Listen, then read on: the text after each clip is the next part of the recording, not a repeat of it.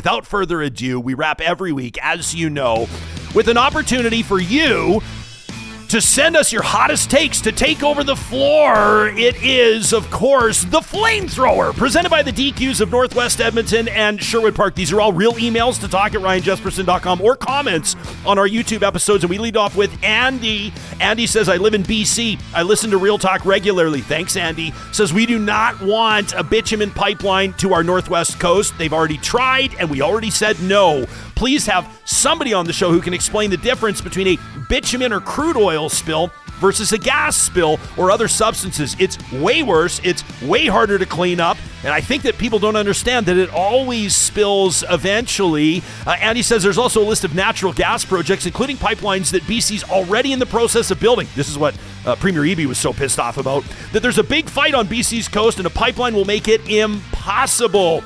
The no tankers ban is actually a limit on the amount of very specific, damaging crude oil on individual tankers, and BC has said no pipelines.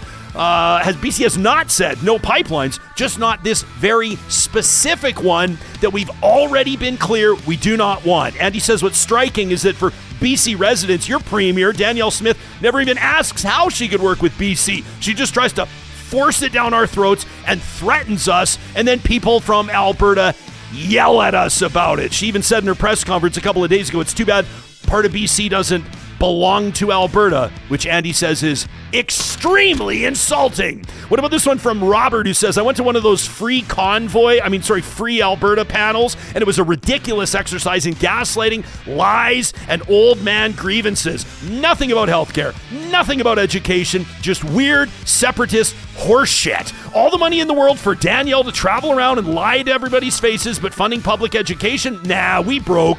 The plan is to destroy public education. That's the only transparent thing about the UCP. That from Robert. What about this one from Justin, who says, I am absolutely outraged at the conduct of the Premier's Office Executive Director Bruce McAllister during the Alberta Next panel in Calgary. His behavior was not only unprofessional, it was disgraceful. Cutting off Evan Lee, the student, before he could even ask his question was insulting enough, but then to suggest on a public stage that his parents should turn him over their knee was vile and indefensible. An apology cannot erase the harm. The damage is done. If Bruce McAllister remains in this position, it must be understood as Premier Danielle Smith herself endorsing his words and conduct. His actions reveal a clear pattern of disdain for Albertans at multiple panels. This is not an isolated lapse. The pattern constitutes a public declaration of contempt for the very people this government is supposed to serve. That from Justin.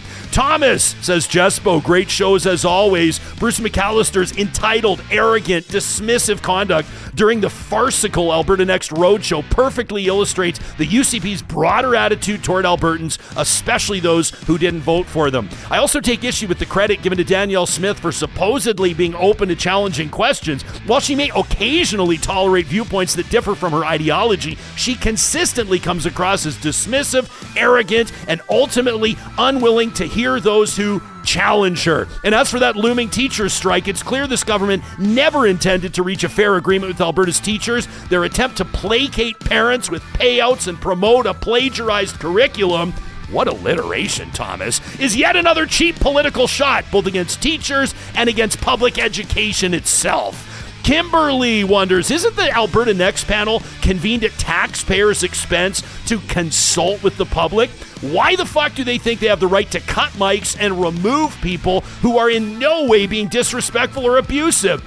You know, we tend to think about the hardships people have with teachers' strikes, parents in particular, but it adversely affects high school kids who don't need babysitting, but do need their credits if they're looking to post-secondary schooling. That from Kimberly. Chris says, let alone how much money has gone to the Premier's friends, which we won't know since she won't have a public inquiry into her government's health supply procurement scandal, how much money has gone to asinine pricks like Bruce McAllister, who treats Albertans like shit? Wow, Chris. Says this government has screwed over Albertans on every possible front. car insurance, healthcare, literally held together by duct tape and the sheer will of our frontline workers, education, underfunded and overstuffed. I just want to scream and shove my hands into an electrical box like Ricky from Trailer Park Boys at this point. Chris, unbelievable reference. When is Alberta gonna wake up? That from Chris, who also invites everybody to please enjoy their weekends. Aaron writes in and says, hot take for you, Jespo, for the flamethrower.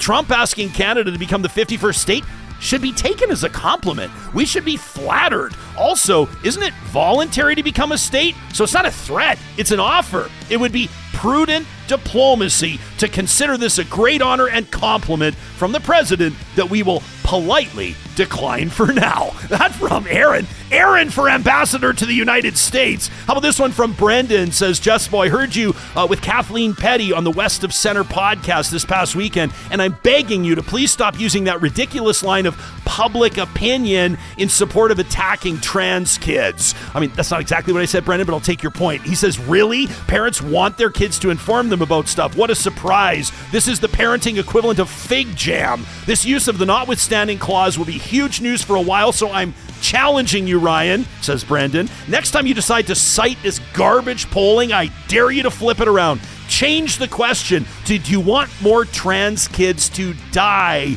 Then we'll see who the reasonable people are and who the transphobic assholes are. That from Brendan. And Tobias goes back, way back to our interview on September 9th with Caroline Briette. This was the conversation with Climate Action Canada right before we sat down with the PM. Tobias simply says, Caroline's a hypocrite. She hates oil and gas, yet she's wearing glasses made of plastic. Nothing gets past Tobias. You can fire up your flamethrower anytime by sending us an email to talk@ryanjesperson.com. The flamethrower is proudly presented by our friends at the DQs in Palisades, Namao, Newcastle, Westmount, and Baseline Road. When you pop in this weekend for a flamethrower signature stack burger and a score blizzard, you let them know that Real Talk sent you. Have an amazing weekend. We'll see you back here Monday with Alberta Teachers Association President Jason Schilling, our regular co-pilot Supriya Dwivedi, and next Friday, the 10th of October, our Real Talk Calgary mayoral debate. We'll talk to you soon.